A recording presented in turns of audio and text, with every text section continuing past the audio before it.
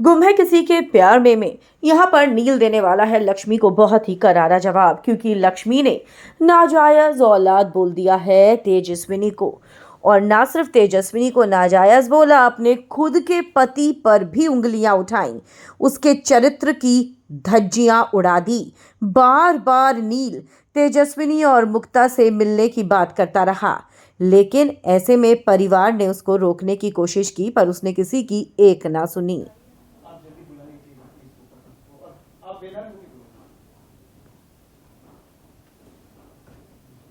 ये हो गया आगे कंटिन्यू सर।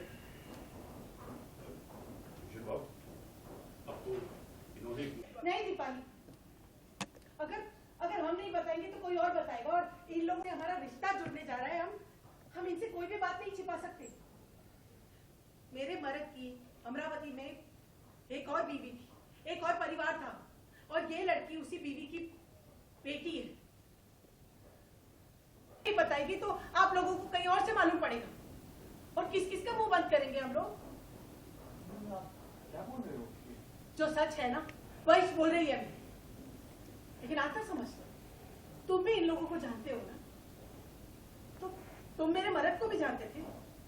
हाँ, बहुत अच्छी तरह जानता हूँ। एक मैं ही है जो उनको अच्छे से नहीं जान पाई, और उनके आई बाबा। तो तुमको मालूम था कि उनकी एक और बाइको और एक बेटी है, लेकिन जायज वाली, हाँ, इनके जैसे नाजायज वाली नहीं। बताया था उन्होंने तुम्हें? हाँ, बताएंगे भी कैसे ना। जूते में लगा गोबर और अपनी काली करतूत तो हर कोई छुपाता है। लेकिन मैं कोई बच्चा नहीं हूँ कि किसी की भी बातों में आ जाऊँ। अब मुझे नहीं पता आप क्या बोल रहे हैं, सच नहीं जानता मैं।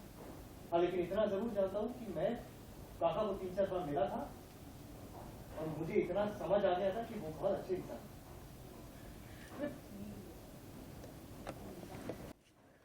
नील की माँ उसे समझा रही है कि एक दो बार किसी से मिलने से तुम उसके बारे में सब नहीं जान जाते, लेकिन नील अपनी माँ की भी नहीं सुन रहा है।